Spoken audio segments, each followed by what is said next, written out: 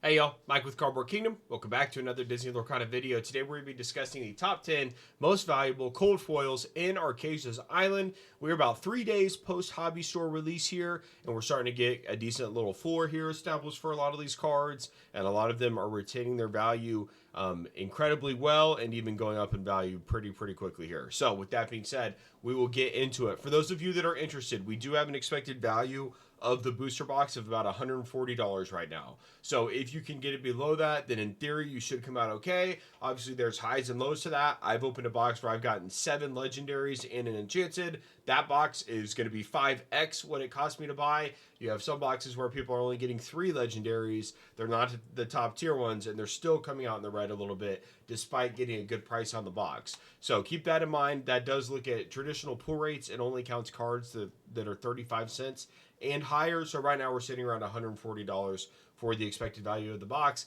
Last reminder here before we get into the top 10 plus one additional little just an honorable mention, I guess. We have the Ink Geyser here, $8.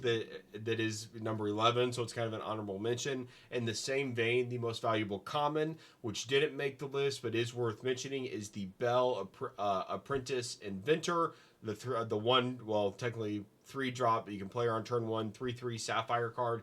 That is an $8 cold foil common as well. So even a common getting up to $8 already, which is pretty impressive given that we've now seen a lot of sales go through, and it's kind of maintaining that floor. Ink Geyser coming in, once again, honorable mention at number 11, a rare. Got potential in this card. People, I think we're going to have to see how it shakes out. Obviously, it's got a good effect, but it also impacts you, makes it not so good of an effect. So one that we'll continue to watch.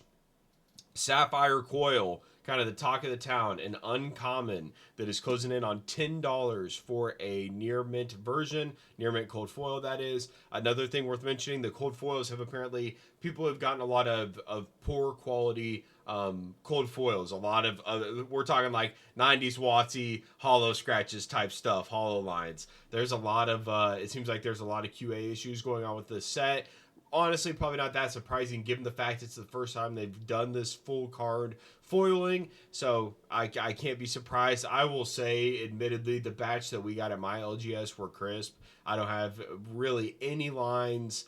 Don't have a ton of, like, there's been some like texturization, I guess, on some of the legendaries, and I don't know. We came out good, but there is a lot of quality assurance issues that obviously could, if the amount of near mint, cards that are out there is going to be less coming from the factory, then that's going to inflate these values as well, especially down the road before people really realize that. But Sapphire Coil sitting at $9.30 for an uncommon.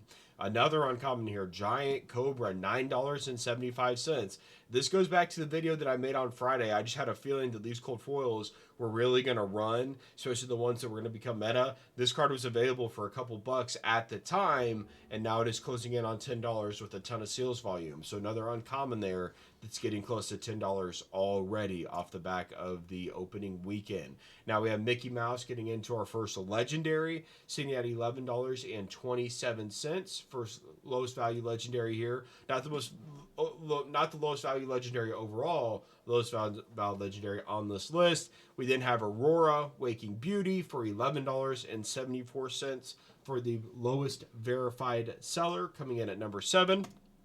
Number 6, Mushu, our most valuable rare, sitting at almost $13 for a lowest verified listing, giving just kind of stating that Red Steel is going to have some legs. Obviously, this card commanding a significant premium for a rare. We'll continue to see how that shakes out, but if Red Steel can develop into the metagame, this is a card that could easily go north of $20 if it continues to, people are kind of speculating right now, if it gets any sort of solid placement once we get either some more like kind of like fan sponsored tourneys, or we get any sort of official events, this card would go crazy if it's awesome, pretty steady results essentially. Gantu coming in at number 5, our only super rare in the top 10. So the super rares are kind of light right now. Gantu coming in at $13.61 for the lowest verified, a very meta-defining card, a card that looks very cool as well. I'm a huge fan of Gantu as an IP. So coming in at number 5 there, Gantu. Coming in at number 4, the Queen, another legendary, $16 for the lowest verified, a card that's going to see a ton of play, a card that it's got a lot of upside and a lot of potential to get creative. Bajira coming in at 17. My favorite legendary, personally, apart from the Tamatoa. I just love the character, love the IP, love the design, and love the card overall. It feels very, very good.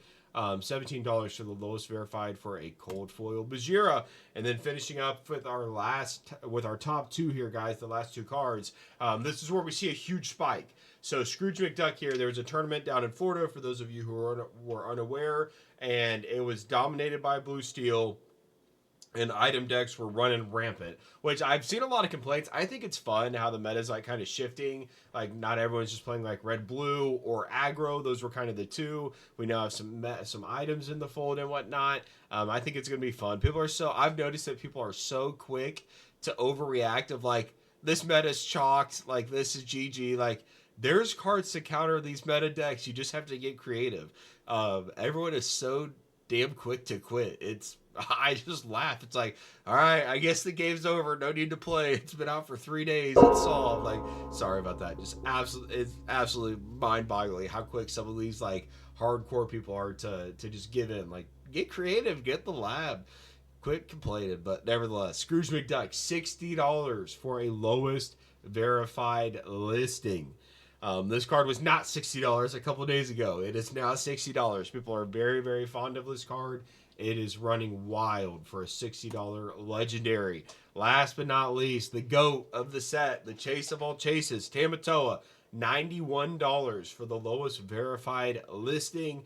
This card is performing incredibly well. It is rare to see a card that has an enchanted variant and then the cold foil also run, because typically there's going to be a little bit of a lag on the cold foil side of things. We saw that with Oswald for a very long time. He had the D23 Altar. His near mint cold foil version was the same price essentially as his non-foil version. That's because the people who wanted the shiny cardboard were going after the D23 variant. Here, I think, we're going to look at the Enchanted Tamatoa in a second.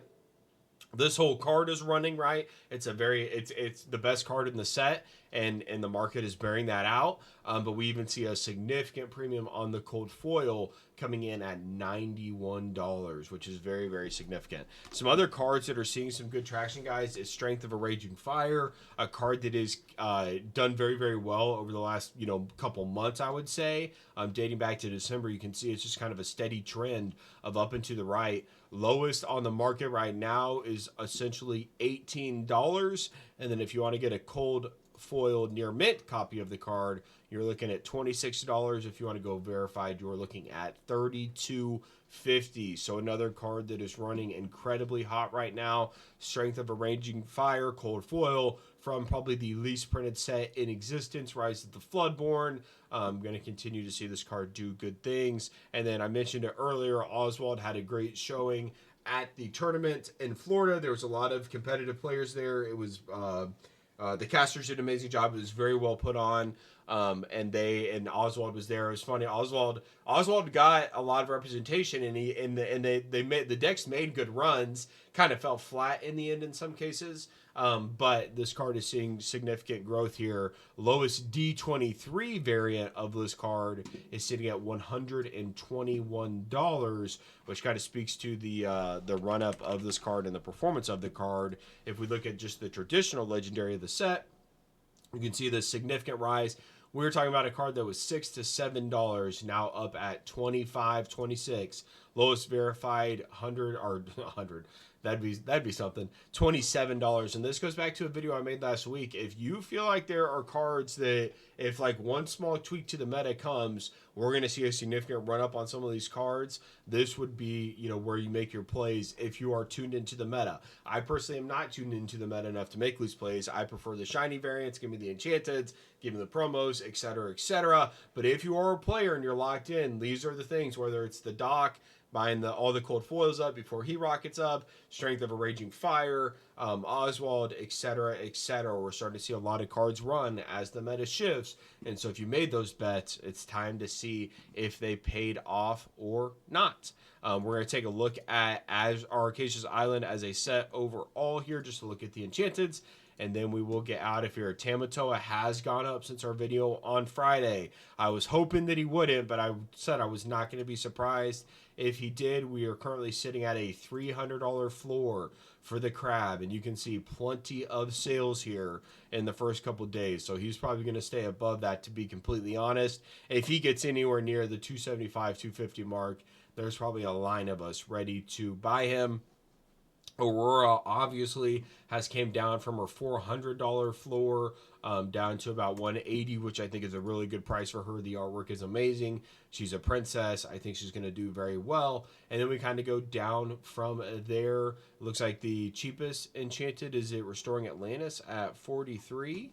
Let's filter by enchanteds here really quick, and then we will get out of here, guys. I would love some feedback on if you like videos like this. Obviously a little bit different right now, doing a full market update, kind of keeping it more concise, top 10, not really too ranty, not sharing too many thoughts.